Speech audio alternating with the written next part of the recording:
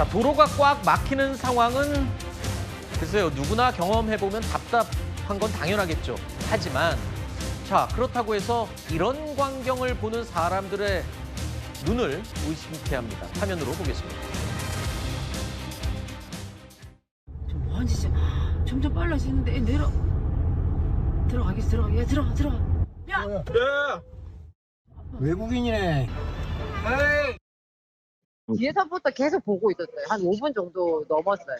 굉장히 위험해 보이죠. 자, 엄연히 차가 움직이는 중이었습니다. 영상으로 확인하셨죠. 그런데 아이들이 선루프, 차 위에 열리는 이 선루프로 몸을 쭉 내밀고 서서 있는 겁니다. 사실 이런 일이 처음이 아니죠. 자, 지금 오른쪽에 보시는 화면, 지난달에 포착된 장면인데요. 역시나 SUV 차량의 선루프 위로 아이 하나가 얼굴을 쭉 내밀고 고속도로를 달리고 있는 저 모습입니다. 자, 저게요. 글쎄요. 이 굉장히 위험한 행동이지 않습니까? 이 아이들이 즉시 위험에 노출이 되는 거잖아요, 저게. 그렇습니다. 지금 두 사례 모두 공개되면서 온라인에서 공분을 사고 있습니다. 왼쪽이 이제 대전에서 선루프에 저렇게 머리를 빼꼼 내민 그런 모습이고, 충남 태안군에서도 비슷한 모습이 포착이 됐거든요. 저렇게 하는 것 자체만으로도 현행법 위반 행위가 될 수 있습니다. 추락 방지 의무 위반 행위이고, 모든 차량의 운전자는 차량에 탑승한 사람이 안전한 방식으로 안전벨트를 매고 앉아 있을 수 있도록 그러니까 이렇게 의무를 지킬 수 있도록 해야 될 그런 의무를 부과를 하고 있는데, 안전벨트 미착용도 과태료 부과 대상이고요. 그리고 추락 방지 의무 위반도 당연히 과태료 부과 대상입니다. 그런데 과태료가 문제가 아니고요.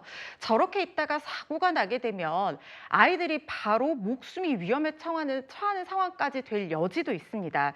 사실 사람들이 이거 진짜 아동학대 아니냐, 네. 운전자가 분명히 부모나 보호자일 텐데 저렇게 놔두면 안 되는 거 아니냐, 이런 얘기들도 하고 있는데요. 네. 이게 어떤 아동복지법의 문헌상으로는 아이를 위험에 방치한 상황이 맞다고 하면 아동학대 행위가 될 수 있을 거라는 생각이 어허. 들지만, 문제는 뭐냐면 부모가 앉아 말리지 않았다, 완전한 방치나 방임이다, 이걸 입증하는 것이 쉽지 않아서 아직까지 이걸 가지고 처벌받은 사례가 있지는 않은 걸로 제가 알고 있지만, 네. 만약에 그런 요건들이 충족이 된다고 하면 아이들을 그대로 방치하는 것 자체가 아동학대행위도 될 수 있음을 좀 유념하셔야 될 것 같습니다. 아까 추락방지 의무 위반에서 6만 원 벌금 낸다고 했는데 분명히 안전벨트도 안 맸잖아요.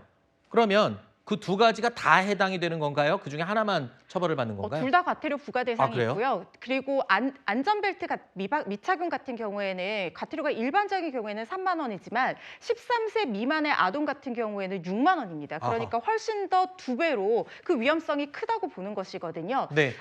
부모들이 안전벨트 착용하고 아이가 제대로 차량을 탑승할 수 있도록 지도해야 될 것 같다는 생각 듭니다. 6만 원에 6만 원, 12만 원 벌금 낼 수 있습니다. 그런데 실제로요.